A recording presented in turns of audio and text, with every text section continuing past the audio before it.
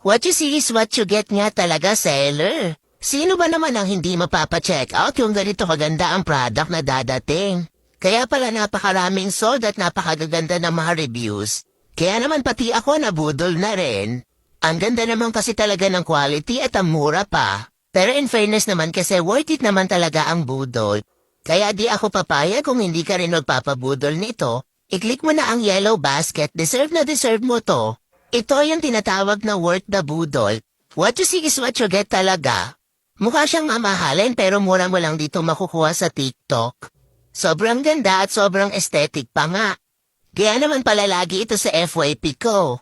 Kaya nga hindi ako papayag kung hindi ka rin magpapabudol dito. Kailangan na kailangan mo to, no? Kaya nga habang may stocks pa at mura pa yung presyo niya, ay nako, i-click mo na yung yellow basket para sa'yo talaga to.